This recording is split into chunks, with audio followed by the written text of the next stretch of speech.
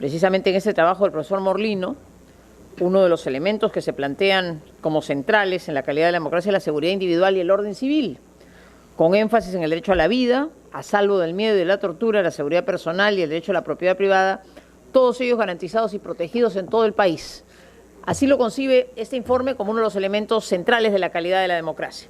De modo que tenemos un panel de lujo que integran Rafael Fernández de Castro, presidente y fundador y jefe del Departamento de Estudios Internacionales del Instituto Autónomo de México, editor de Foreign Affairs en español y autor de muchas publicaciones. La presidenta Laura Chinchilla, expresidenta de la República de Costa Rica entre los años 2010 y 2014, la primera mujer que ejerció ese puesto en ese país. Eduardo Stein, vicepresidente de Guatemala, asesor de la Organización de Migraciones, pero fundamentalmente jefe de la misión de observadores en el Perú, que todos recordamos, Eduardo, con tanto cariño. Y finalmente el presidente Manuel Zelaya, expresidente de la República de Honduras. Estoy segura que con este panel tenemos magníficas presentaciones. Me han pedido que cada uno de los intervinientes tome 7 minutos. Así que, Rafa, comience usted. Bien. Dejaré de lado los agradecimientos, pero sí voy a empezar por una anécdota. Los agradecimientos son obvios a la Fundación, al presidente Fernández y también a mi amigo Daniel Sobato. Gracias por invitarme y de veras me da mucho gusto estar en este panel con queridos amigos míos y líderes importantes de nuestra región. Déjenme empezar con una anécdota que yo diría que es el corazón del argumento que voy a hacer aquí. En 2006, cuando estaba el último año de gobierno en México del presidente Vicente Fox, en una entrevista que di en radio, ese año estaban creciendo mucho los homicidios en México, se empezó a disparar la violencia en México en 2005 y 2006, y en un programa de radio comenté que era probable que México pudiera colombianizarse. Si hay algún colombiano aquí, le pido una disculpa, pero es una manera de decir que nos podíamos poner muy violentos. Fernando, discúlpame. No acababa de llegar a mi oficina, al ITAM, cuando el entonces canciller de México me llamó por teléfono y me decía: Rafael, no concibo que seas tan irresponsable. Compararnos con Colombia es terrible. Ya no les digo, ustedes entenderán que evidentemente si México ha tenido este problema tan acusado en los últimos años, lo que quiero decir aquí, y ese es mi argumento central, es que no hay país en América Latina y el Caribe que pueda salvarse de una escalada de violencia. Y hay que estar todos atentos. Fue el caso de México y es el caso de cualquier otro país. Es un tema generalizado.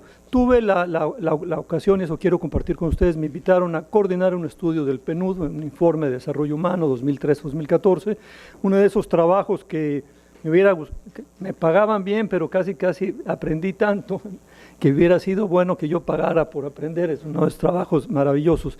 Y déjenme compartirles, digamos, hicimos una construcción justamente de lo que es a nivel regional la violencia y el crimen, de lo que es la inseguridad.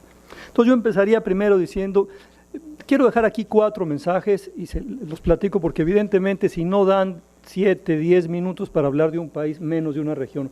Pero quiero dejar 4 mensajes y quiero hacer énfasis en esto. Primero, América Latina se ha consolidado, esa es la palabra, consolidado, como la región no en guerra más violenta del mundo.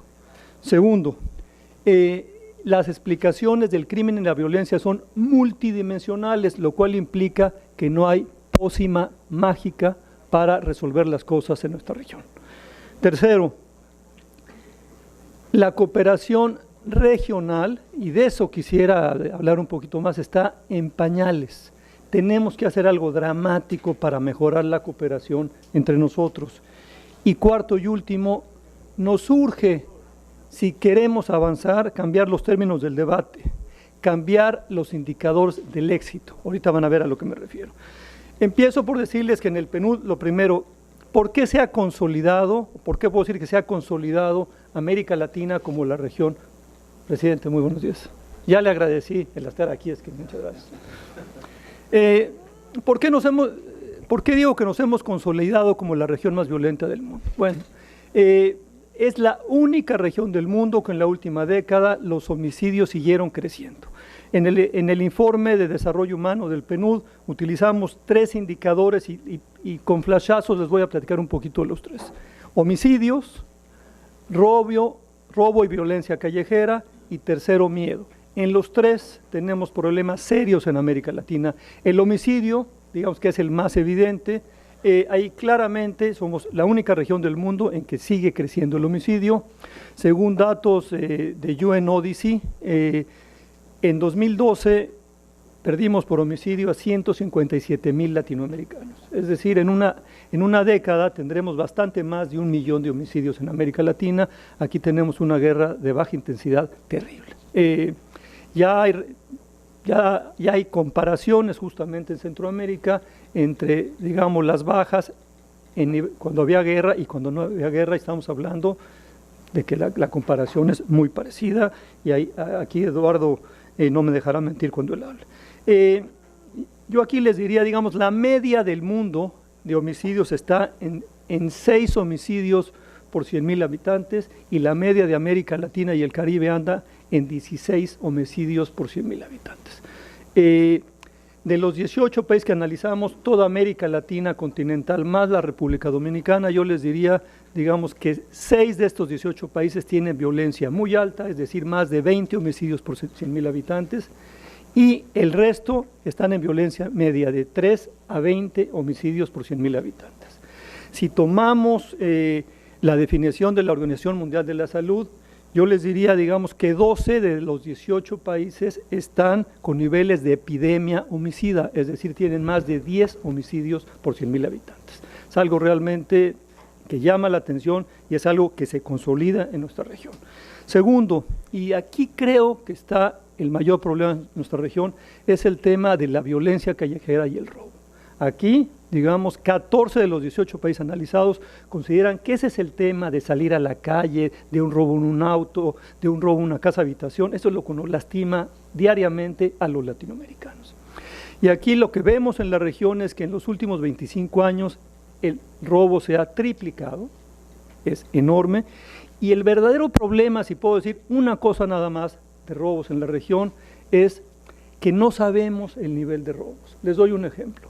Aquí realmente la brecha entre lo denunciado y lo acontecido es enorme. Por ejemplo, en el Perú, Lourdes, en tu país, más o menos, digamos, en el año 2011, que son las últimas cifras que obtuvimos, tenemos, digamos, como 700,000 robos denunciados. Y sin embargo, la victimización, más o menos una cuarta parte de los peruanos decía haber sido robado un año antes, lo cual daría más o menos 7 millones de robos. Es decir, hay algo así como 6.3 millones de robos que no han sido denunciados. Ese es el tema en toda América Latina y es algo verdaderamente terrible. No sabemos lo que está pasando, tenemos un problema enorme de falta justamente de registros de los robos. Y finalmente y muy brevemente, en toda América Latina hay miedo. Este es un problema terrible en nuestra región. Los datos, ya salió la POP 2014 y son prácticamente igual que los 2002 y 2010. Tenemos más o menos 1 de cada 3 latinoamericanos siente miedo, pero hay temas terribles, por ejemplo, entre el 45 y 60%, ese es el promedio en América Latina, de los latinoamericanos dice no querer salir de noche por temor a ser asaltado. Es un dato enorme que nos afecta enormemente. Un dato rudísimo es que, por ejemplo, el 13% de los latinoamericanos reporta haber cambiado de domicilio por la violencia. Es decir, estamos hablando de 70 millones de personas, cuando menos. Ahí tenemos, y hay algo dramático también, que en países como Uruguay, donde la violencia homicida es muy distinta a Centroamérica, en Uruguay hay más miedo que en Guatemala. ¿Por qué explicar eso? Bueno, justamente por la delincuencia común. Simplemente diría ahí, digamos, tenemos un problema enorme que se sigue reproduciendo y que efectivamente tiene efectos a nivel individual, a nivel comunitario y está afectando enormemente a nuestras democracias. Segundo, les decía yo que es un tema multidimensional y por lo tanto no hay una receta mágica para acabarlo. A los políticos de mi país, no a todos, desde luego, pero sí, digamos, muy socorrido por la clase política en México. La fuente de todos los males para un político en México es el narcotráfico, es el consumo de drogas de los Estados Unidos. Pues aquí les tengo malas noticias. Es mucho más complejo que eso. Ojalá y únicamente fuera el problema de las drogas. Lo que hicimos en el estudio es creamos 4 familias, digamos, de indicadores que explican la violencia, y la primera familia, me parece la más importante, tiene que ver con la falta de capacidad de los estados latinoamericanos en procuración de justicia. Tenemos serios problemas en policías, en jueces, en fiscales y en las prisiones. Déjenme darles una idea. ¿Qué estamos pensando de las policías? Y ahí es donde radica la terrible impunidad latinoamericana. ¿Qué estamos pensando de las policías? Lo tenemos muy claro, pero no lo estamos haciendo. No se trata de más policías, no es de cantidad, es de calidad. Todo lo que necesitamos es policía cercana. La violencia se expresa en el barrio, necesitamos policías que sean aceptadas y que tengan confianza de los habitantes de una colonia, y que además tengan información y capacidad de análisis para ser efectivos. Ese es el tema de las policías, proximidad, yo diría. No hablo de jueces, no hablo de fiscales, que tenemos un enorme. Déjenme entrarle a prisiones, que me parece que de la cadena de justicia ahí tenemos un problema enorme. Hablo de policías porque las policías son el rostro del Estado. Si no confiamos a la policía, no le confiamos al Estado. Pero voy al problema de las prisiones. Tenemos un problema terrible de prisiones en América Latina. No estamos resolviendo el problema, al contrario, lo estamos agravando, y tenemos, digamos, el indicador que más salta cuando vemos los indicadores de los centros penitenciarios en nuestra región es la sobrepoblación. En El Salvador, por ejemplo, tenemos una sobrepoblación del 300% y la media latinoamericana anda de 160% de sobrepoblación. Esto es terrible. En El Salvador fuimos a hacer encuestas a prisiones, y ahí los presos en las prisiones tienen que dormir colgados, no hay espacio para sentarse. Esto les dará una idea del problema que tenemos. Ahora, ¿cuál es el problema de la sobrepoblación? Es muy sencillo. Más o menos, digamos, más de la mitad de los 18 países, es decir, 10 de los 18, los presos que tenemos ahí, más del 50% de los presos no han sido sentenciados, están en proceso ahí. Entonces, ahí los países, digamos, en rojo, Bolivia, Paraguay, Guatemala, mi propio país, que anda en 46%. Ahí tenemos un problema enorme. Entro a mi tercer punto y uno más para acabarlos. El tercer punto es justamente porque nada más me quedé en el primer punto, digamos, de las 4 familias. La segunda familia es un crecimiento económico sin calidad. No me voy a referir a este, es decir, sí estamos creciendo, pero no lo suficiente.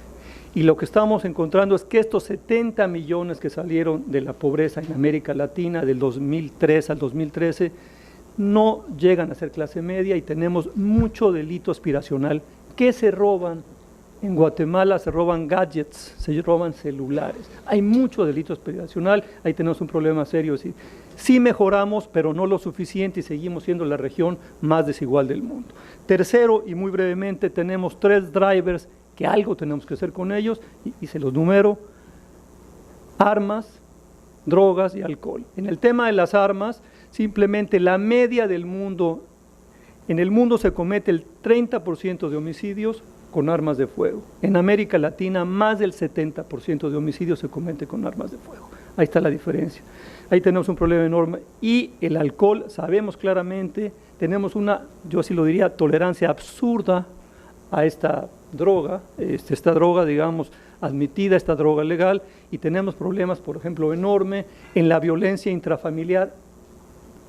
Todos los estudios indican que el alcohol y la violencia intrafamiliar van de la mano, y es un problema gravísimo en nuestra región.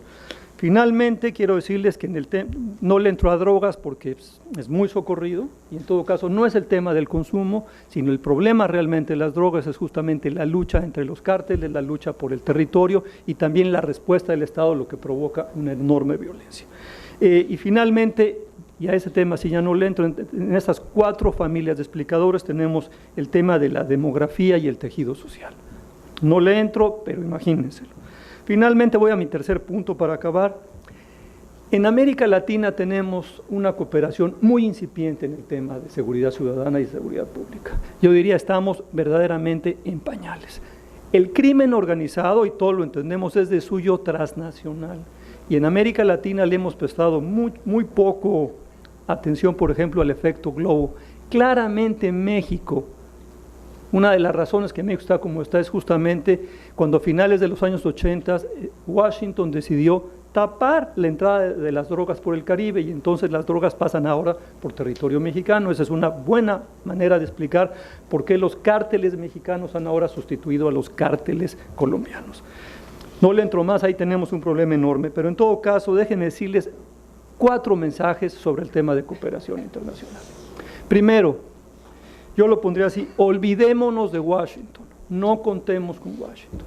¿Por qué lo digo? Porque para Washington el tema sigue siendo la interdicción de drogas, ese es el gran objetivo, y el acabar con los grandes capos, el debilitar a los cárteles. Y ya sabemos los mexicanos que por ahí no van las cosas. El tema es seguridad ciudadana, no interdicción de drogas, y no puedo entrar más a detalle. Segundo, me parece que las cancillerías deben de ponerse al centro. ¿Quién trabaja el tema?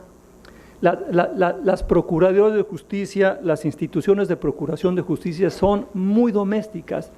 No pueden pensar en la cooperación internacional. Si no metemos de lleno las cancillerías, difícilmente va a haber cooperación internacional. Los ministerios del Interior no están acostumbrados a cooperar. Tienen que meterse las cancillerías a fondo. Tercero, sí hay avances muy interesantes en cooperación horizontal y descentralizada. Por ejemplo, hay una cooperación realmente fantástica, pequeña, acotada, entre la ciudad de Monterrey, México, y la ciudad de Medellín, Colombia. Ahí realmente las lecciones de Medellín han sido fabulosas y por ahí hay muchas promesas siempre y cuando sea descentralizado y horizontal. Y finalmente es un tema que quiero poner aquí, y es un tema que he platicado mucho con la presidenta Laura Chinchilla, que necesitamos realmente emular lo que están haciendo los brasileños en el tema de seguridad. En Brasil ya tienen 8 años con un foro de aseguranza pública en la que no fallan realmente los líderes de las policías de muchas de las provincias, los académicos, los especialistas. Necesitamos al menos dialogar en este tema los latinoamericanos. Nos urge. Si no hay diálogo, menos va a haber cooperación y nos urge intercambiar experiencias. Creo que es un tema de la mayor importancia. México, y lo digo de veras con todo respeto y con toda humildad, tiene más que aprenderle a El Salvador o a Colombia que a los Estados Unidos o que a Israel en estos temas. Y seguimos mirando a otros lados. Finalmente, la última cosa, Lourdes, perdón, es, digamos, tenemos, y lo digo con mucho énfasis, que cambiar los parámetros del debate. El objetivo ya no debe ser el objetivo weberiano de que el Estado debe monopolizar los medios de la violencia física. El objetivo debe ser ahora realmente salvar vidas. Hay un concepto maravilloso de la profesora Jenny Pierce del Reino Unido que le llama Violence Reducing State, es decir, un Estado que acepta la evidencia de que la mano dura reproduce la violencia, y si no, pregúntenos a los mexicanos y a los centroamericanos. Esa no es la respuesta. Insisto, la mano dura reproduce la violencia, al contrario, la incrementa. Aquí el tema, digamos, es necesitamos nuevos indicadores de éxito, no es qué tantas drogas incautamos, qué tantos capos están en la cárcel. A mí, cuando en mi país estamos hablando que de los 30 capos más buscados ya agarraron a 27, me parece vergonzoso oír ese tipo de noticias. Eso no es lo que necesitamos los mexicanos ni los latinoamericanos. Necesitamos calles seguras, necesitamos que nuestros niños puedan ir en bicicleta a la escuela solos. El tema tiene que ser la confianza del Estado, la reducción en el índice del delito y algo muy importante justamente, el que la procuración de justicia en nuestros países sea respetuosa de los derechos humanos, y con eso termino. Gracias. ¿Cómo se llama el informe del PNUD para localizarlo? Y hoy se lo doy, pero es el informe de desarrollo humano, seguridad ciudadana, seguridad con rostro humano, 2013-2014. Muchas gracias, Rafael. Pasamos ahora el uso de la palabra a la presidenta Laura Chinchilla. Muchas gracias, Lourdes. Muy buenos días y una vez más nuestro sincero agradecimiento y felicitación al presidente Fernández por haber mantenido la atención y una excelente convocatoria. Yo creo que hemos aprendido muchísimo de los debates en los que hemos participado. Y es para mí un gusto compartir este panel con gente tan destacada. Desafortunadamente, los violentos y los inseguros seguimos siendo fundamentalmente los que habitamos Centroamérica y Mesoamérica, así que yo creo que no es casual la composición de esta mesa. He tenido chance de volver a ver al presidente Mel después de muchísimos años. Le decía que la última vez que lo vi precisamente en pijamas. De manera que encontrármelo de nuevo por acá después de la visita abrupta que nos hizo en Costa Rica, habrá que explicar. En el aeropuerto. En público. En pijamas, pero en público. Así que es un gusto verlo de nuevo. Vamos a ver, yo quisiera básicamente concentrarme en lo que de alguna manera considero es el balance de lo que ha pasado en los últimos casi que 20 años, que tiene ya este debate a niveles bastante álgidos aquí en la región, destacando algunos de los avances, pero también a dónde están los rezagos que todavía experimentamos y en consecuencia cuáles son los retos. Pero también quisiera hacer como una separación entre lo que yo considero han sido algunos de los avances importantes en el área del combate a la criminalidad común, para dejar hacia el final algunas reflexiones de lo que quizás es el reto fundamental que tenemos en la agenda de seguridad, que es el enfrentamiento al problema del crimen organizado. No voy a incursionar en los temas del diagnóstico. Creo que Rafa hizo un excelente trabajo de tratar de manera muy apretada de resumir a través de algunos indicadores. Simplemente agregaría posiblemente 3 conceptos adicionales. Uno, creo que sigue estando en duda de si el tema de la violencia es un tema endémico a la América Latina. Son muchas las oleadas de violencia a lo largo de nuestra historia. En un momento determinado fue violencia política, ahora es violencia delincuencial. Y entonces ahí sigue habiendo un sustrato, digamos, de preocupación que no podemos nunca desatender. El segundo elemento es que de todas esas vidas humanas que Rafa ha mencionado, cobra la violencia delictual en América Latina, casi 100.000 en promedio por año. El costo fundamental lo paga lo que es nuestro mayor activo, es decir, la gente joven, es la que se está muriendo como resultado de la violencia delictual, y esto es muy doloroso. Y finalmente, que no solamente se trata de pérdida de vidas humanas, sino que nos estamos también comiendo, estamos debilitando algo que ha caracterizado de manera importante la particularidad del desarrollo de América Latina, que es su capital social. Con toda la desconfianza que estamos generando, el capital social se debilita, y eso ha sido, digamos, también un valor para nuestros países, y por supuesto se está carcomiendo mucho de la institucionalidad. Ahora, en estos años podemos ver una agenda con claros y con oscuros. Desde el punto de vista de los claros, de las cosas positivas, me parece que podemos decir que han habido avances en el plano conceptual y que han habido avances en el plano institucional, y esos son 2 elementos fundamentales porque han incidido también en las políticas públicas y en las respuestas que se ha dado al problema. Desde el punto de vista conceptual, el tema tenemos que reconocer que se ha posicionado con mucho mayor rigor. Recuerdo lo que nos costó hace 25 años iniciar tan solo y ponernos de acuerdo en los términos del debate. Se han invertido muchos recursos financieros e intelectuales para comprenderlo. Son muchos los estudios que hay, todos ellos muy buenos, por lo menos los que yo he conocido, y los conozco casi todos.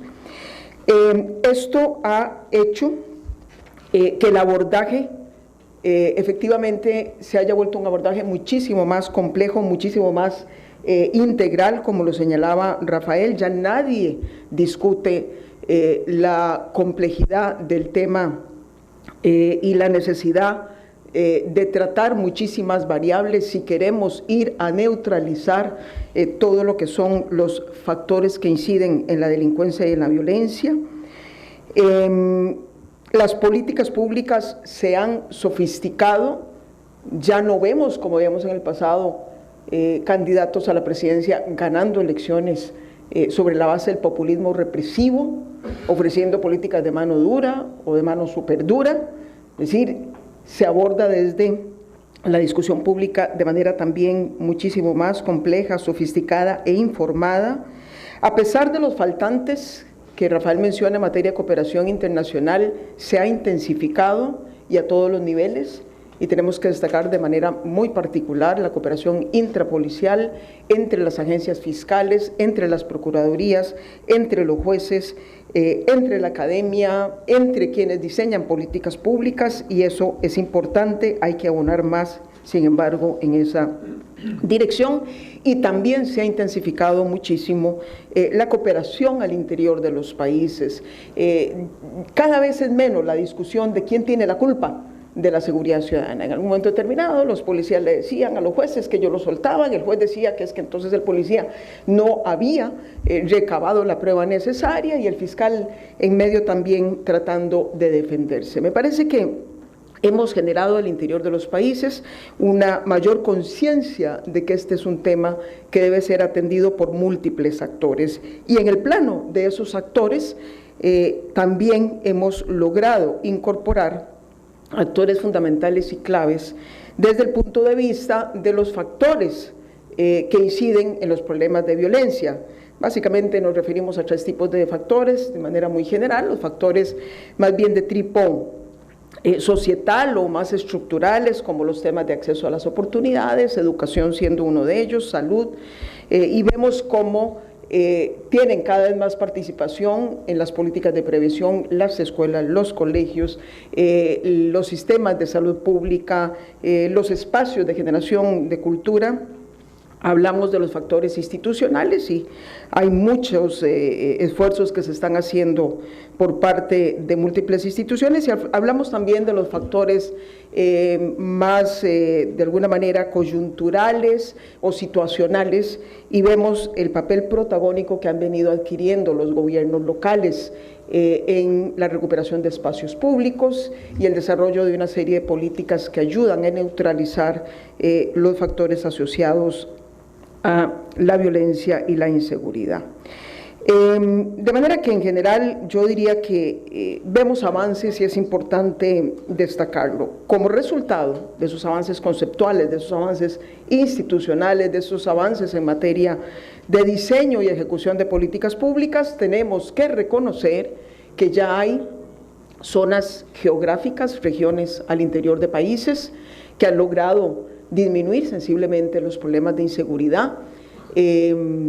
Muchas veces no se elimina la inseguridad del país, sino que se desplaza hacia otras regiones, pero vemos que es posible hacer algo en el plano de lo local, pero también tenemos países enteros que han logrado disminuir algunos de los principales indicadores asociados a la delincuencia, como es la tasa de homicidios. Desde el punto de vista de lo que se nos ha quedado rezagado, sin lugar a dudas, las cárceles es uno de los temas, y algunas de las violencias más específicas, como son las violencias contra la mujer en el hogar, contra los niños, etcétera. Creo que desde ese punto de vista de la delincuencia común, lo que más nos falta hacia adelante, y en eso adscribo la recomendación de Rafael, es intensificar el diálogo colaborativo, pero con ya el objetivo de poder generar intercambios de buenas prácticas que existen en la región, con el propósito de estimular la cooperación para la incidencia en las políticas públicas con resultados medibles y efectivos. Y finalmente, con el tema del crimen organizado, los 2 minutos que me da Lourdes, porque Lourdes decidió sacar el látigo y me parece muy bien. Miren, me parece que el tema más importante que ha pasado en este plano, como de alguna manera comentaba el New York Times a propósito de la presentación del informe de la OEA, que fue el resultado de la Cumbre de las Américas en Cartagena de Indias en abril de 2012, en el cual participé, y es que logramos romper el tabú. En este momento estamos hablando de que efectivamente la respuesta fundamentada en la guerra contra las drogas fue una respuesta que supuso costos altísimos, con resultados verdaderamente magros, y que muchas de las naciones que ciertamente nos vemos en el espejo de lo que vivió Colombia, de lo que está viviendo México y otras naciones del norte de Centroamérica, queremos solucionar el problema, pero no estamos dispuestos a pagar los costos tan altos que Colombia o que México en este momento está pagando. De manera que se han abierto escenarios alternativos que estamos discutiendo. Mi única advertencia, con esto termino, es que estoy viendo que de alguna manera, como los seres humanos nos gusta simplificar muchas veces los términos del debate, podemos caer en un maniqueísmo a la hora de discutir si es que se trata de escoger entre escenarios extremos, es decir, el escenario siempre de la guerra y el escenario, por otro lado, de la liberalización total. Cuando en el fondo lo que estos informes debidamente, digamos, presentados, y si lo leemos con atención, en el fondo lo que nos dicen es, ojo, hay muchos escenarios, hay muchas alternativas, y para ser eficaces en esto tenemos que recurrir a muchas medidas al mismo tiempo. Es un poco la misma lección que aprendimos para el combate de la criminalidad común. Es decir, temas de salud pública, temas de reforma judicial, temas de cooperación internacional, temas de fortalecimiento del Estado de Derecho, temas de integridad institucional. Si hay algo que es fundamental para derrotar al crimen organizado, es una institucionalidad transparente, una sociedad abierta, una prensa libre que indague y pregunte. Y esos elementos están en el centro de los escenarios alternativos. Para cerrar, porque me gustó mucho el concepto con que cerró Rafael, que reformular los términos del debate sigue siendo esencial para poder avanzar en la dirección correcta, sin desvíos peligrosos en la discusión sobre el crimen organizado. Efectivamente, se trata de salvar vidas, como él lo dijo, pero yo agregaría dos conceptos adicionales. Se trata de proteger derechos y se trata de fortalecer instituciones. Gracias. Muchísimas gracias. Muy bien. Muchas gracias. Gracias. Nos quedaríamos horas escuchándola, pero lamentablemente el tiempo es tirano. Vamos a cederle el uso de la palabra ahora al doctor Eduardo Stein.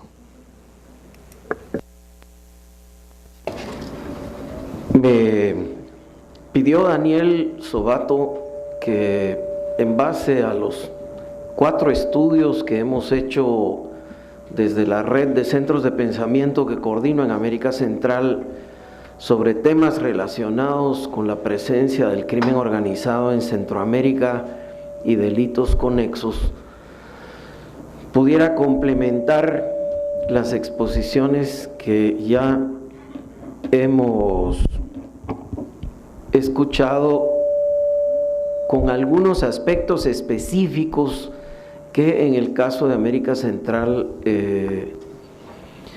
hemos venido detectando en esa evolución constante, que es un primer elemento que quisiera compartir, en donde las organizaciones transnacionales criminales le llevan una ventaja significativa a los gobiernos en la medida en que han sabido aprovechar con mucha mayor velocidad y mayor imaginación lo que las ventajas de la globalización permiten, mientras que en el caso de los gobiernos, sus procedimientos democráticos para la discusión y aprobación de leyes tardan muchísimo más tiempo. Los gobiernos vamos siempre a la saga de lo que el crimen organizado es capaz de inventarse para ser más eficaz en sus negocios. Segundo, que en el caso de Centroamérica, como comentábamos ayer, ya hace bastante tiempo que las actividades ilegales de esta criminalidad transfronteriza internacionalmente organizada no se circunscriben al narcotráfico, sino que abarcan otros ilícitos que llegan incluso al tráfico de bienes culturales, precolombinos, coloniales, especies en extinción, por supuesto el tráfico de personas y el tráfico de armas. Tercero, que Centroamérica ha sido una típica víctima de ese efecto globo que llamaba Rafael, o vejiga, o no sé cómo le llaman en República Dominicana, en la medida en que apretaron Colombia y se mudaron las operaciones a México y luego apretaron México, bueno, los Zetas y otros grupos se mudaron a América Central. Ese efecto globo, sin embargo, ha ido convirtiendo a lo que fue históricamente un corredor de ilegalidad por las características geográficas y también por la debilidad institucional de pequeños gobiernos en América Central, es ahora una mutación rápida de haber sido lugar de tráfico y bodegaje a ser una gigantesca estación de servicio para las operaciones de trasiego de todos los bienes ilegales que pasan por allí. Hay un estudio interesantísimo hecho por el IEP de Nicaragua en poblaciones fronterizas, en donde lograron identificar, por ejemplo, en Jaque, en la frontera con Colombia, en el Pacífico panameño, una población que no tiene más de 2,000 personas, estirando la manta, lugares de recreo para el descanso de los narcotraficantes, en donde se expenden licores que solo encontraría uno en hoteles 5 estrellas en las grandes urbes del mundo, más otros servicios de descanso y esparcimiento. Hasta poblaciones como en el norte o noreste de Nicaragua, en donde las autoridades de seguridad pública de Nicaragua, la policía más respetada y querida de Centroamérica, no fue capaz de entrar a una población en donde perseguían a unos narcotraficantes, porque la población se organizó armadamente para defenderlos. Lo cual me lleva a un quinto punto, y es que ante la ausencia de Estado en muchos lugares en el territorio centroamericano, es el narcotraficante y su, digamos, organización territorial la que brinda una serie de servicios de protección y de dádivas, favores, a todos aquellos que se enchufan eficazmente a esa organización.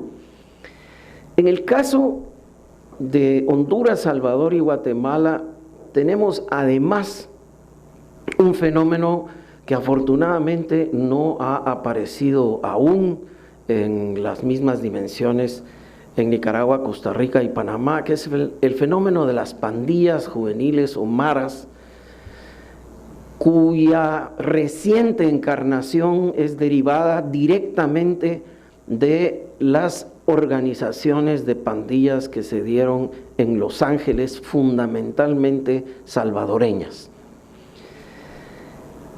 En un principio, cada país trató de librar su propia batalla con las pandillas juveniles. Quedamos deslumbrados hace poco, hace 3 años y fracción, con lo que aparentemente había sido en El Salvador una especie de vara mágica para un entendimiento entre el gobierno y las maras, que lograron reducir drásticamente por unos meses la incidencia de homicidios. Nunca el gobierno salvadoreño de ese momento quiso compartir con los otros gobiernos la totalidad de los resquicios de esa organización. Quizás porque haberlo hecho claramente habría evidenciado que el gobierno pudo haber violado la ley o quizá la Constitución en concesiones que le diera temporalmente a las maras en aquel momento. En todo caso, el acuerdo se ha desfundado, ha vuelto otra vez a incrementarse el número de homicidios en el caso salvadoreño, Pero una cosa que descubrimos también rápidamente es que el crimen organizado, que para la población es casi invisible, es el que usa a las maras para los controles territoriales, garantizándose los corredores de impunidad. Un sexto elemento que quisiera compartir tiene que ver con un fenómeno quizá el más peligroso para estos tres países del Triángulo Norte y quizá para toda la región, y es que el crimen organizado, iniciando por el poder financiero descomunal del narcotráfico, ha creado estructuras paralelas al Estado, sustituyéndolo en la economía y los mercados tradicionales que estos no pueden dar, y penetrando así en diverso grado de profundidad, según cada país, la institucionalidad pública y privada y los sistemas electorales para garantizarse el control de territorios y de procesos. De manera que estamos ante el surgimiento de espacios de impunidad vestidos de legalidad plena que amenazan con la gobernabilidad misma del Estado democrático. Y por último, quisiera recorrer rápidamente algunos de los elementos que hemos encontrado derivados y parientes directos de estas actividades que no se pueden dejar de tomar en cuenta en esta visión sistémica a la hora de emprender políticas públicas duraderas, transgubernamentales, es decir, que duren más allá de cada cambio de gobierno, que puedan ser eficaces. Una, que es un octavo punto, es el tema del lavado de dinero o el lavado de activos. Esta es una actividad en sí, que no produce muertos, sangre, efectos estridentes de violencia, pero que tiene una capacidad corruptora terrible en nuestra institucionalidad, porque es dinero que busca legitimarse viniendo de actividades ilícitas a través de canales en donde desafortunadamente la banca comercial privada ha sido colaboradora de años, incrementándose los controles cada vez más en el sector bancario. Digamos, esfuerzo por la legitimación de capitales ha buscado todo tipo de otras operaciones. Encontramos, por ejemplo, en Costa Rica que se estaban utilizando el sistema de, ¿cómo se llama?, loterías, por ejemplo, para conseguir blanquear dinero. O en varios de los países, los conciertos con superestrellas. Se invita a no sé, Shakira no creo que haya llegado muy seguido por Centroamérica, pero de ese tamaño, se declaran 20,000 o 25,000 entradas pagadas, aunque solo han llegado 11 o 12,000, se pagan impuestos por las 25,000, pero se alcanza una masa monetaria considerable para haber lavado dinero. Es decir, la inventiva para lograr limpiar esos recursos ha sido en verdad ilimitada. Ayer le querría haber preguntado a nuestro colega de Colombia dónde estaba el mapa de ese tesoro que nos comentaba. Pero aquí no hay mapas, aquí el dinero alcanza una fluidez fenomenal y está ingresando, como lo comentábamos, directamente al financiamiento de las campañas. Y el último elemento tiene que ver con los procesos públicos de atención y, si se quiere, de contravención a lo que es la corrupción. ¿Cuán preparados están nuestros gobiernos para ser eficaces en los temas de entrega de cuentas públicas, en los procedimientos de transparencia y en aquella manera de evitar el manoseo con los contratos con la nación.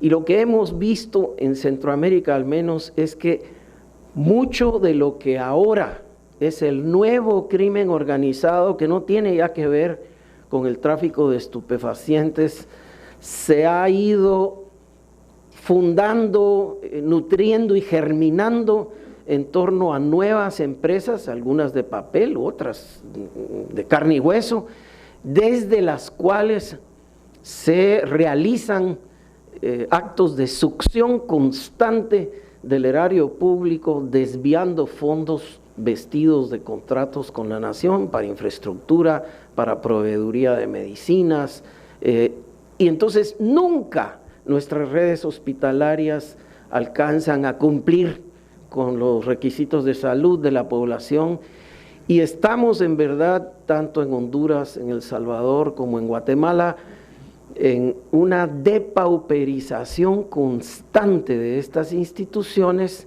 de las cuales se ordeñan una inmensa cantidad de recursos bajo esquemas de contratos de legalidad. ¿Cómo hacer para superar esto? Insistiríamos, se está intentando en América Central la búsqueda de acuerdos de tipo regional, pero que sean no solo equiparables de país a país, sino que también duren como políticas de Estado de una administración a otra. Muchas gracias. Muchas gracias, Eduardo. Cedemos ahora el uso de la palabra al presidente Zelaya, con quien voy a ser especialmente generosa porque me ha ayudado a controlar el tiempo. Lo dudo. Bueno, buenos días. Gracias a Funglode y las organizaciones que lo acompañan, al presidente querido por los hondureños y por los latinoamericanos, Leonel Fernández, a quien le guardamos un especial aprecio, igual que a República Dominicana, que nos dio pues la bienvenida, nos abrió sus brazos en los momentos difíciles en Honduras, y siempre reconozco pues el valor inconmensurable de un demócrata como Leonel Fernández. Mire, la vez pasada, yo ahora estoy de diputado en el Congreso Nacional, salí en estas elecciones. No me ha ido muy bien, me iba mejor con la derecha. Bueno, la derecha me hizo 3 veces diputado, 2 veces ministro de Estado, 1 vez presidente de la República. Cuando hice un giro a la izquierda, ya llevo exilio, golpes de Estado, represión y todo lo que ustedes conocen. La última protesta pacífica que hicimos en el Congreso, Leonel, en mayo, este mayo pasado. Pacífica de diputados porque tenemos una bancada muy fuerte. Por primera vez un partido de izquierda tiene una bancada fuerte. Hizo una protesta ahí con mantas dentro del Congreso. Entonces, el presidente actual mandó a la policía militar. Dijo que estábamos interfiriendo en la seguridad ciudadana. Nos tiraron gases lacrimógenos dentro del Congreso, que es un hemiciclo cerrado. Y nos sacaron a culatazo limpio a todos los diputados a la calle. Entonces, ahora tengo como 2 o 3 programas de televisión. Y vivimos pues en protesta pública. Eso es parte de un proceso de, según el estado de seguridad ciudadana, mantener el orden pues en el Congreso Nacional con gases lacrimógenos. Cuento esto porque lógicamente lo que aquí se está diciendo hoy por la mañana tiene varios símbolos. Primero, hay un incremento de la violencia en América Latina. Eso no lo podemos negar. Las causas son muchas de ese incremento en la violencia. Incremento en la criminalidad. Y podíamos buscarlas en los problemas sociales, en los problemas democráticos, en los problemas económicos. Sin embargo, cuando usted habla con un ciudadano común, él le dice, mire, ¿yo para qué quiero proyectos de escuelas, de educación y salud? O proyectos económicos o democráticos para votar, si estoy perdiendo mi vida, que es el derecho fundamental de Dios y de la naturaleza, y le quitan la vida a mis hijos, y pierden la vida a mis seres queridos? ¿Para qué quiero todo lo demás que usted me habla de la institucionalidad del país? Entonces yo considero que este es el tema fundamental hoy de América Latina. ¿Cómo detener el incremento de la violencia? Y ahí entramos entonces en un debate bastante serio, que ya lo exponían aquí los oradores anteriores. El papel del Estado. ¿Cuál es el rol del Estado moderno frente a los nuevos flagelos que tiene el siglo XXI? Y ahí surge una pregunta necesaria. ¿Es impotente el Estado o es cómplice el Estado de la realidad que estamos viviendo? Del incremento de la pobreza. Yo miraba las cifras ayer del programa Naciones Unidas para el Desarrollo y dice que la pobreza en América Latina está estancada, pero la pobreza extrema está creciendo. Al mismo, tal vez no al mismo nivel que la violencia, pero la pobreza extrema crece en América Latina. La desigualdad. Somos el continente de mayores niveles de desigualdad del mundo entero. Asimismo, los niveles de injusticia por la falta de fortaleza del Estado en respuesta a los problemas de la realidad son evidentes en nuestro país. Entonces, el análisis, que hoy lo hablábamos con el expresidente de Uruguay, el análisis incurre en el rol del Estado frente al aparecimiento de estas nuevas amenazas que tienen todo tipo de símbolos: tráfico de armas, tráfico de personas, tráfico de drogas, crimen organizado, todos los términos que se le puedan poner, pandillas, maras. ¿Es el Estado más fuerte que las transnacionales del petróleo, las transnacionales bancarias o financieras?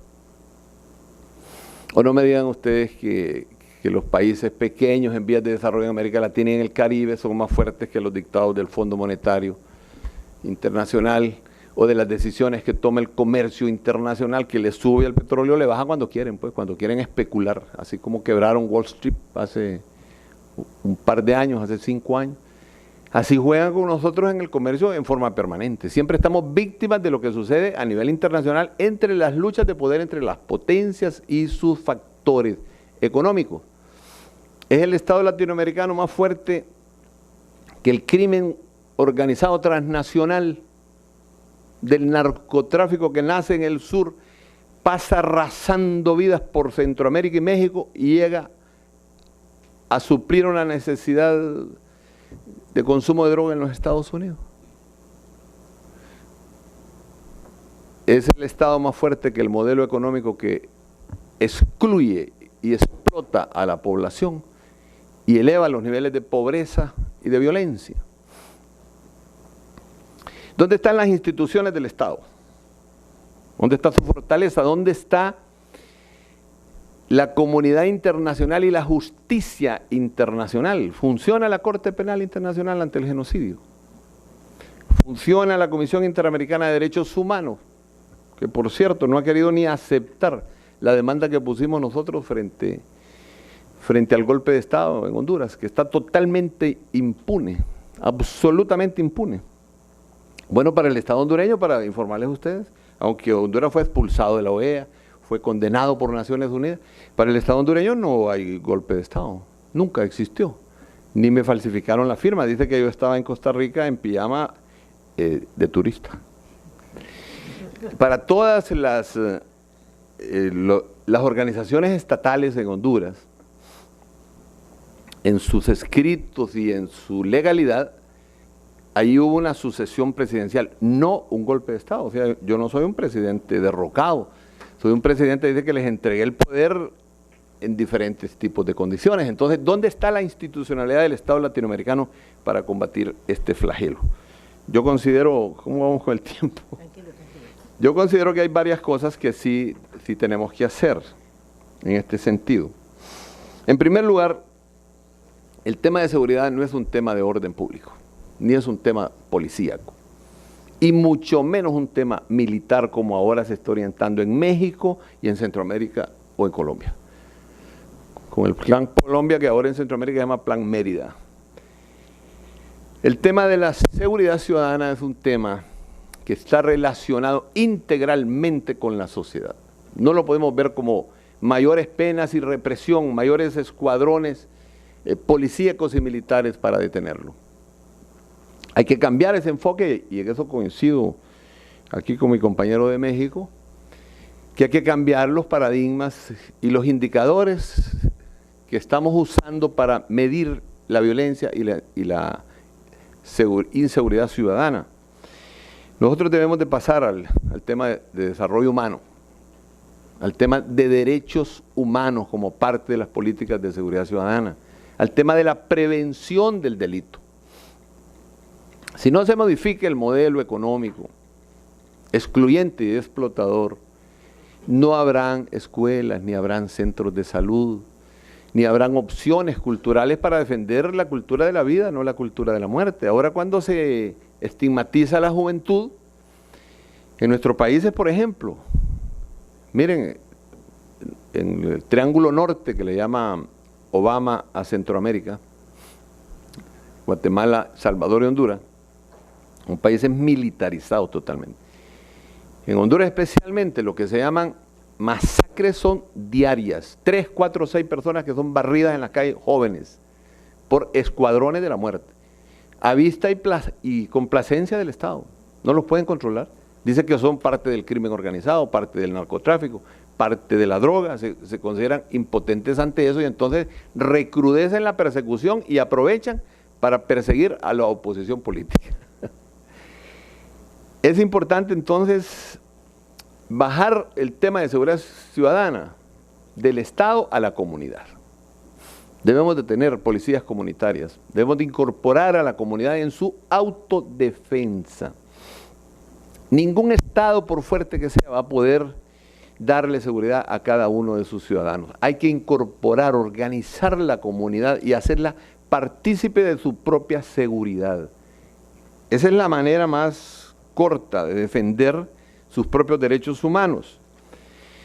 Si no hay justicias imparciales, no habrá seguridad. Si no tenemos separación de poderes, que se respete la preeminencia del sistema democrático, tampoco podrá ser. Esa combinación que existe ahora en América Latina y que es promovida por el Comando Sur de Estados Unidos, en meter la defensa en la seguridad interna del país con la militarización de nuestras sociedades, lo que ha pasado en México, Guatemala, El Salvador y Honduras, no en Nicaragua ni en Costa Rica, hay que detenerla. Estamos volviendo a la década de los 80, donde la doctrina de seguridad nacional, como parte del orden, sustituyó las políticas de seguridad ciudadana. Hay que volver a una seguridad de los habitantes de nuestras comunidades. La seguridad privada, que son ejércitos nuevos que han aparecido más fuertes inclusive que los del Estado, una investigación criminal eficiente, conceptos de evaluación de los mismos operadores de justicia. En resumen, debemos de fortalecer al ciudadano para combatir la inseguridad y aprender que el reclamo de los derechos no solo pasa por el reclamo de derecho de elecciones, sino también por buscar una democracia realmente participativa de nivel local. Hay que apostarle por un giro del modelo económico en América Latina, un giro hacia el enfoque social. Mientras sigamos víctimas del comercio internacional, de las transnacionales y de la especulación financiera internacional, tampoco habrá seguridad ciudadana en América Latina. Muchas gracias. Muchas gracias. Muy bien, hemos escuchado las 4 intervenciones. ¿Tenemos tiempo para un pequeño debate, Marco? Sí. Muy bien, entonces está ofrecida la palabra para quienes quisieran hacer uso de la palabra, intervenir. Tenemos unos minutos, por favor. Ahora, sí, Rogerio Núñez de Infolatan y el IELAT. la Universidad de Alcalá de Henares de Madrid, de España. Quería hacer un comentario a lo que ha dicho la presidenta Chinchilla en torno a que se ha acabado el populismo en materia de seguridad. Por desgracia creo que no es así y le voy a poner dos ejemplos muy concretos. En 2011 Otto Pérez Molina ganó las elecciones con la bandera de la mano dura y de hecho incluso el símbolo de su partido es un puño cerrado, que es todo un símbolo de esa mano dura que él propone. Pero es que vamos a algo que va a pasar este año. En Guatemala las elecciones, el candidato que ahora mismo es favorito se llama Manuel Valdizón, y es el típico representante de una doctrina en torno claramente populista en el terreno de la seguridad. Y, entre otras cosas, este candidato, que en sus mítines va con la Biblia en la mano, también propone la pena de muerte para acabar con la inseguridad. Creo que, y todos estaremos de acuerdo, que no ese es el camino para acabar con la inseguridad. Podría hablar de otros ejemplos en América Latina que ratifican esto, pero para resumir, por desgracia, el populismo en materia de seguridad sigue muy vivo. Escuchemos las intervenciones y luego hay una ronda final. ¿Cómo no? Presidente Lacalle. Es un debate que se ha dado en todas las sociedades, incluso en el Uruguay, en la última elección, y creo que están contraponiéndose dos visiones. El delito como acontecimiento de carácter social es multicausal, es decir, si lo rastreamos puede tener una cantidad de causas, pero a partir de esa verdad se ha abierto camino la doctrina sociológica del delito, que dice que no hay responsabilidad porque el niño no estudió, porque en la casa no había un hogar como Dios manda, porque no pudo ir a la escuela, etcétera, etcétera, etcétera, que es verdad, pero que no puede por eso exonerarse de culpa y de las consecuencias de la culpa y aún del dolo a quien comete los delitos. Entonces, la discusión se ha centrado acerca de uno de los temas más concretos, el umbral. 18 años, 16 años, 14 años, como todo límite es por supuesto arbitrario. Para votar se exigen 18 años, yo conozco gente que no debería votar ni a los 30, pero es un tema arbitrario. Pero sin lugar a dudas, lamentablemente se ha teñido este debate y no se ha podido mirar que las dos posiciones tienen razón. Pero la primera de los derechos humanos es la seguridad. Y el Estado está primero que nada para dar seguridad. La seguridad se obtiene con prevención, y ahí viene el hogar, la escuela. Ojo que la escuela no puede suplir lo que los hogares nos dan, y cada vez tenemos menos hogares en el sentido tradicional, con figura paterna o una figura dominante y valores, pero la enseñanza tiene su responsabilidad. Luego la represión y luego la ejecución de las penas. A nosotros nos parece que lo que está faltando es complementar, y así se propuso en el Uruguay, y hubo un plebiscito constitucional y lo perdimos, pero hubo 47% a favor de nuestra idea, de que la fijación en los 16 años del umbral de responsabilidad, en el Uruguay los 18 años se pusieron en 1934, es decir, para que tengamos una idea de qué mundo en 1934 Hitler era el gobernante democrático de Alemania, para que tengan una idea del tiempo no solamente cronológico sino histórico que ha pasado. Pero lo que seguía era lo que importaba, que eran los organismos de rehabilitación. Indudablemente la cárcel hoy día es un castigo el menos idóneo en general. No hemos aprendido todavía las penas alternativas, no hemos aprendido con la presentación a la autoridad, no hemos aprendido con presencia en las comisarías, por ejemplo, los vándalos que van al fútbol. Para mí la manera de reprimirlos es que no puedan ir al estadio durante 2 años y estén en las comisarías sentados en el patio mientras duran los partidos. Es decir, ser más imaginativos en la parte de la punición, en la parte del castigo, porque algo tiene de castigo. Todos creemos en la rehabilitación, aunque la estadística juega contra nosotros, Pero claro, si los lugares de detención son escuelas de delito, no se puede. Entonces, respecto de lo que concretamente se discutió en nuestro país, nosotros proponíamos bajar a 16 años y que aquellos que fueran condenados fueran a los lugares de rehabilitación, que eran separados del sistema carcelario. Yo creo, desde el punto de vista, y eso que estamos en un estado no solamente laico, sino laicista en el Uruguay, creo que dirigidos por personas que lo hagan en función de un valor mayor que el de un sueldo. Es decir, hemos tenido experiencias privadas de los padres salesianos tratando niños delincuentes y ha sido fantástico el resultado de rehabilitación, porque el que lo hace por amor a Dios, por amor a los caballeros de Colón o a la humanidad, le agrega un plus, porque ese chico lo que no ha tenido primero que nada es amor. Es decir, disciplina, levantarse temprano, gimnasia, sociólogo, psicólogo, pero cariño, no un funcionario a cargo de él. Entonces, me parece que tenemos que ser muy imaginativos en la prevención, la materia de, en nuestro país se daba antes, ahora ya no se da, en el sistema educativo nuestro está en crisis, se daba moral y educación cívica y moral. Bueno, hay que incorporar determinados comportamientos como esenciales para la educación. Ponerse de pie cuando entra el profesor no va a solucionar los temas, pero empieza por reconocer jerarquías, por reconocer a la sociedad de los mayores. Es decir, escuelas de padres. Muchas veces, hoy día con internet podríamos tener perfectamente madre sola que se encuentra con 3 chicos, no hay figura paterna, donde abrevar en alguna forma de comportamiento para poder dirigir a sus pichones, a los hijos, y todo lo demás. El deporte como uno de los mejores mecanismos de alejar los muchachos del ocio innoble e infecundo donde están. El que está entretenido, el que está cansado, el que tiene un entrenador que sustituye a la figura paterna, el que se debe a un equipo, el que tiene que ser el mejor para que el equipo sea el mejor, ese está ya en el umbral de la salida.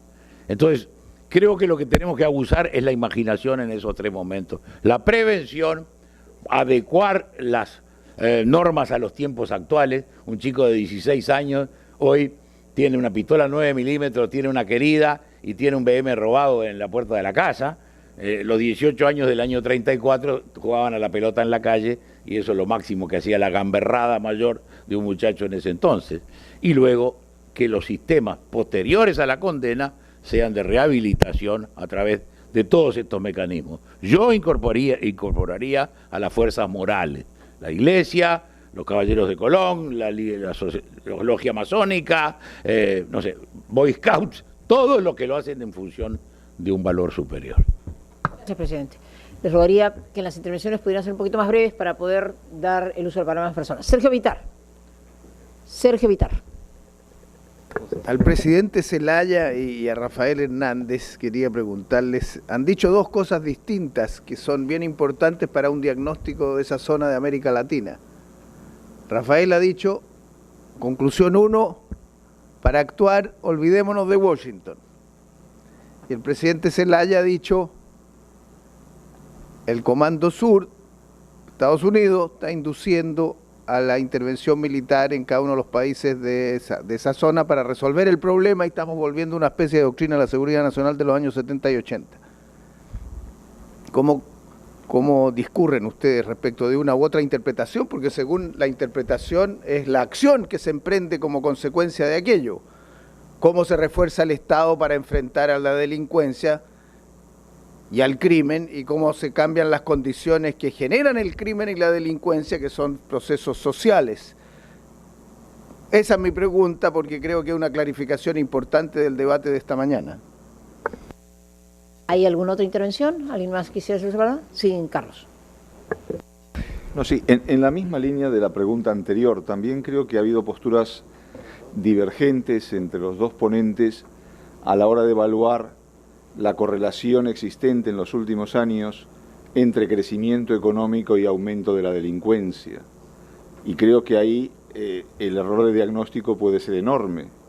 Y si no ajustamos eso, me parece que cualquier medida que se aplique puede ya terminar siendo totalmente incorrecta o inválida.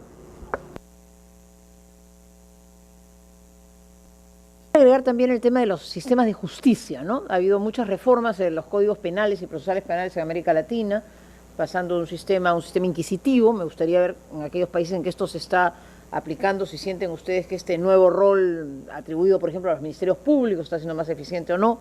Creo que el tema de justicia que se ha tocado también es un complemento necesario. Si no hay más intervenciones, entonces haríamos una ronda de respuestas. Comenzamos contigo, Rafael. Sí, un par de cosas. Contestar a todos nos llevaría mucho tiempo y ya hace un poquito de hambre. En todo caso, Sergio, a propósito, dije esto de Washington, lo aventé como una bomba porque no me daba tiempo de explayarme, pero explico lo que quiero decir. Yo tuve la suerte de trabajar con el presidente Calderón por 3 años como asesor de política exterior, y recuerdo mucho cuando en 2009 al único presidente del mundo que invita a Barack Obama siendo presidente electo era justamente al presidente Calderón, y lo recibe, digamos, 9 días antes de tomar posesión, una reunión muy importante para México, para los mexicanos, el poder ver a Obama antes. Y una discusión justamente preparando los talking points, preparando la agenda de Calderón, era radicalmente opuesto a lo que pensaba la Cancillería, de lo que pensaba la Procuraduría de Justicia o el Ministerio de Hacienda en relación a qué le pedimos, cómo abordamos el tema de seguridad. Recordemos que estaba creciendo brutalmente la delincuencia y la violencia en México. Y la verdad, se molestó tanto el presidente Calderón que de repente nos dice, a ver, si Obama fuera el genio de la botella, ¿cuáles son las 3 cosas que le pedimos para poder resolver la situación de seguridad en México? Y nunca nos pusimos de acuerdo, pero he seguido pensando en esto y se las platico, Sergio, y por eso digo que hay que olvidarse de Washington. Primero digo que hay que olvidarse de Washington porque al menos en el caso de México y en el caso de Centroamérica creo que nos provoca una excusa para no hacer la tarea interna. El domestic homework sería en inglés. ¿Cómo resolvemos las cosas? Aparte de eso, ¿qué hay que pedirle a Washington? En primer lugar, tenemos que alinear los objetivos. Para Washington los objetivos sigue siendo la interdicción y el atrapar a los grandes capos. Ese no puede ser segundo objetivo. Entonces tenemos que hacer eso. Segundo, el problema de las armas. México lo vive enormemente a raíz de que se terminó prohibición de vender armas de asalto. Hay evidencia clara cómo los cárteles mexicanos y centroamericanos se han llenado estas armas poderosísimas y evidentemente la arma de un policía local o estatal es como una pistola de juguete frente a estas ametralladoras y frente a estas bazucas y frente a las, digamos, todas las armas que hay en México. Entonces ahí tenemos un problema enorme. ¿Y por qué digo olvidarme de Washington? Porque no está en la capacidad de Washington, del presidente, poder hacer algo. Tenemos una segunda enmienda constitucional que nos produce muchos dolores de cabeza a los latinoamericanos en el tema de las armas. Una discusión fascinante asistí entre justamente el presidente Obama, Hillary Clinton y el presidente Calderón, antes de hablar Calderón ante el Congreso, y porque Calderón quería reclamar este tema de las armas, y ahí casi le suplicaron que no se metiera en el tema por el tema justamente de la segunda enmienda constitucional y la reacción republicana. Entonces hubo que ser muy cuidadosos en esto, pero lo digo, es muy difícil. El otro tema, Sergio, muy complicado con Washington es el tema del lavado de dinero. El dinero que viene de los Estados Unidos a México, el ball cash que le llaman, es terrible. Ahí las instituciones están muy coludidas y es muy difícil lograr algo. Y finalmente otro tema que insistimos con Washington es el tema de menos consumo. Olvidémonos de eso, va por otro lado. Pensaba yo, acaba de estar el presidente Peña Nieto en los Estados Unidos, tuvo una visita el 6 de enero. Decía yo, ¿cómo nos ayuda Washington al tema de Ayotzinapa? Al tema que nos tiene a los mexicanos verdaderamente, yo diría, ¿qué ha cambiado México? Ese es el parteaguas de México. Porque el presidente Peña Nieto ha sido capaz, o esta administración con eso, de hacer enojar desde el mexicano más rico hasta el mexicano más pobre. Ahí sí hay un antes y un después de México. Y me parece muy poco lo que Washington puede hacer por Ayotzinapa. Hay un tema ahí sí fuerte, digamos, de que en esta zona de Iguala se está produciendo mucha amapola y hay un incremento del consumo de la heroína. Sí hay un tema ahí fuerte. Pero ahí tenemos un problema de penetración del crimen organizado, de gobiernos locales, un tema de violencia estructural desde los años 60 del siglo pasado, un ejército presente ahí. Simplemente quiero dar la idea de cómo no podemos esperar a Washington, tenemos que buscar nuestras propias soluciones y muy pronto. Hasta ahí la dejo. Muchas gracias. Presidenta Chinchilla. Sí, gracias. Es imposible no referirme a tres temas que se tocaron, aunque algunos no me lo preguntaron a mí, pero voy a tratar de hacerlo en el marco del tiempo que tenemos.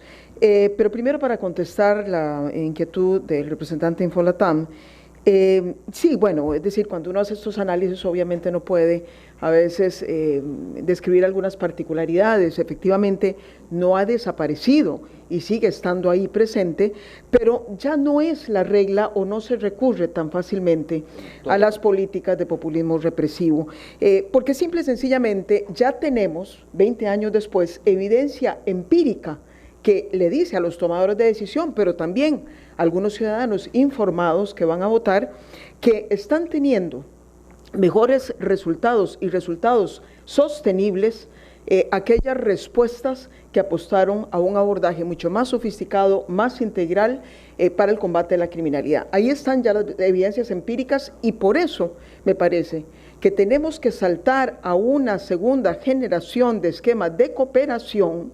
Creo que los diagnósticos ya jugaron su papel, en donde empecemos a poder ser capaces de intercambiar experiencias exitosas de políticas públicas que lo hayan contenido. Ninguna receta de mano dura con esos simplismos ha dado resultado.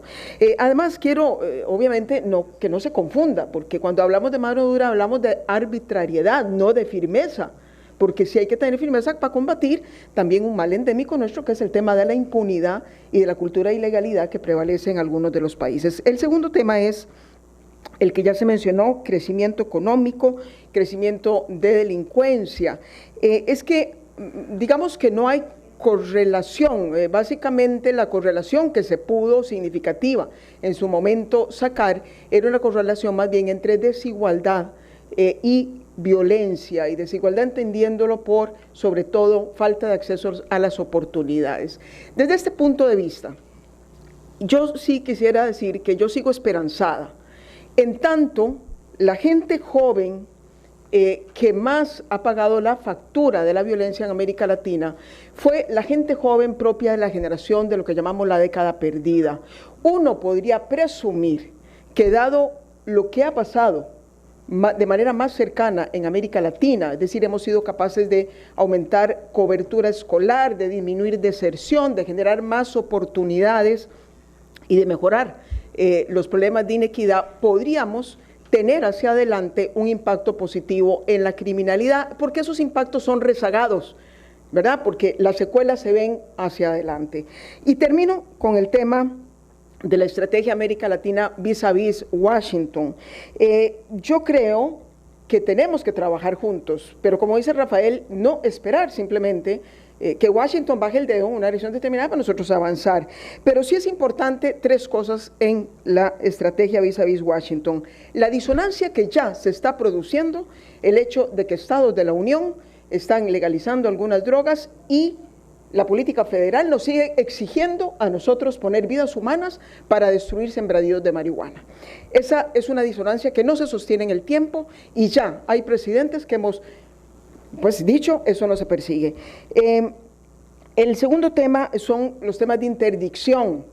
Washington se ha preocupado por perseguir los flujos o bloquearlos de ilegalidad que van del sur hacia el norte.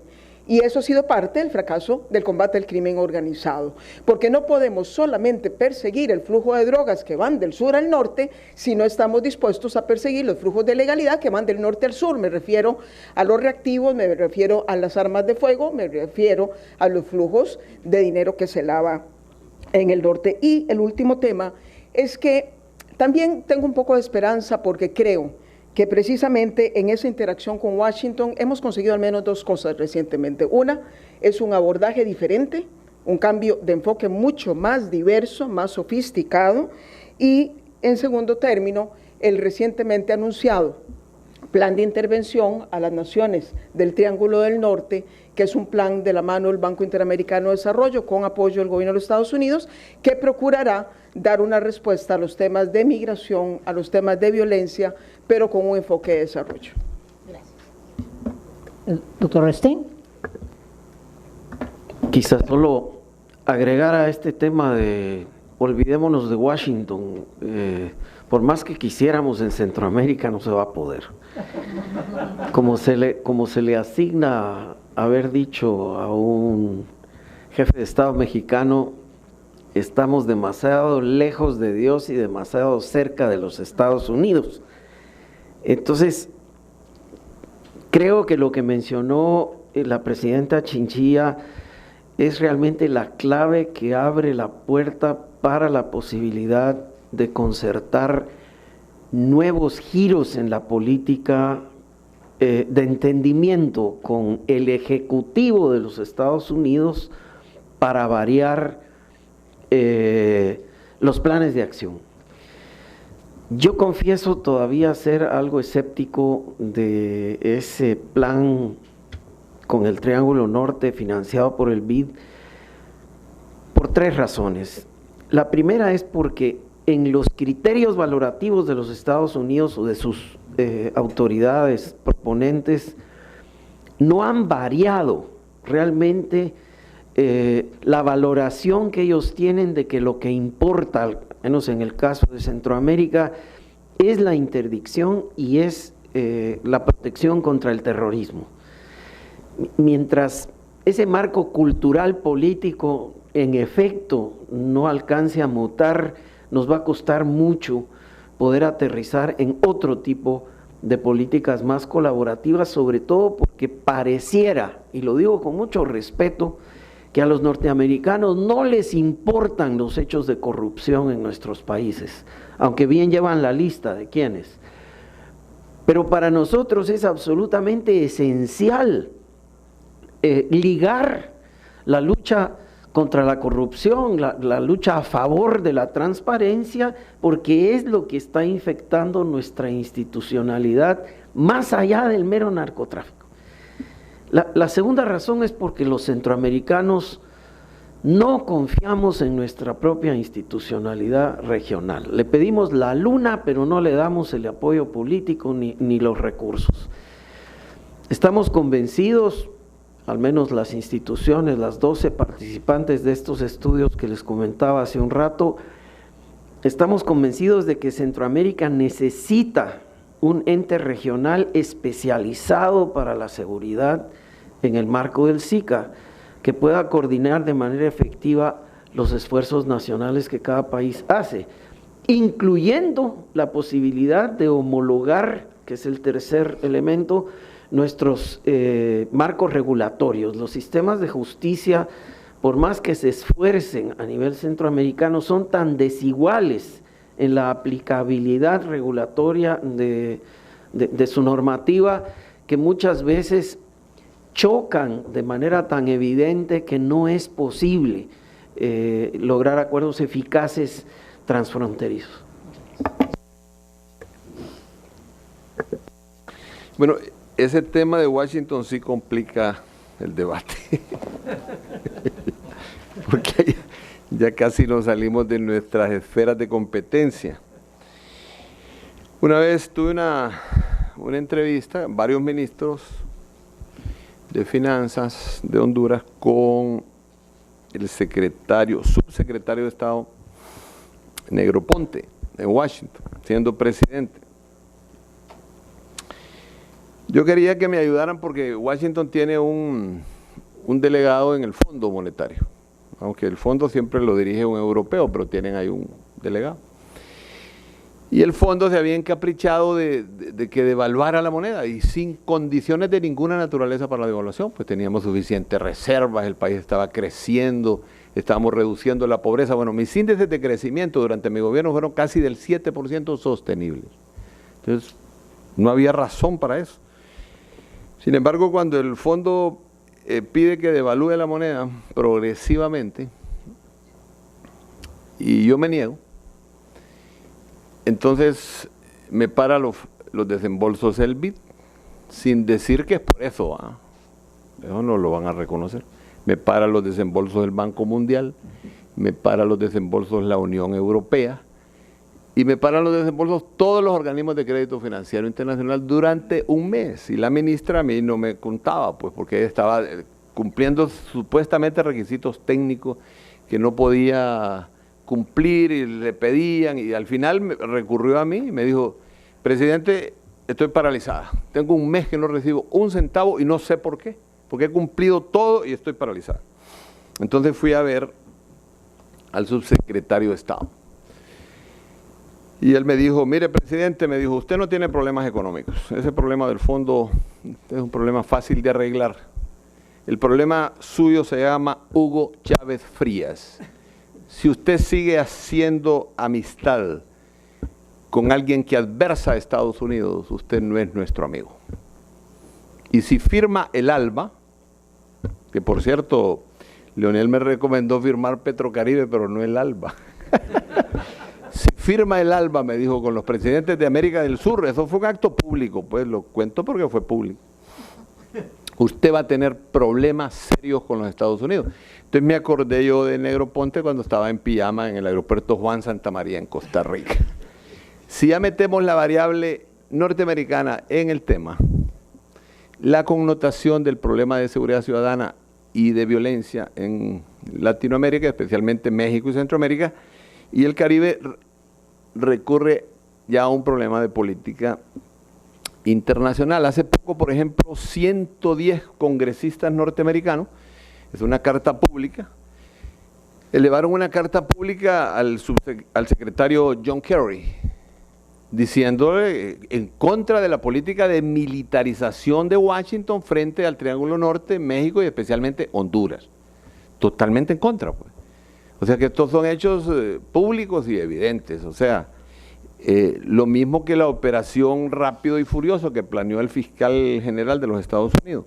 Para México compraron, no sé, como cuántas miles de armas y las metieron a México, y hay otra operación también igual para Honduras, en el 2009 fueron, dirigida por el fiscal, con una tesis que ahora tienen un proceso judicial por eso, que dice que querían armar al narcotráfico, oficialmente, el gobierno de Estados Unidos a través de la fiscalía, querían armar al narcotráfico para darle seguimiento a las armas, y dándole seguimiento a las armas capturarían los narcos.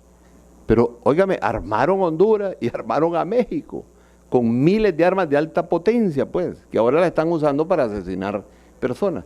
No resultó la operación y las armas ahí quedaron.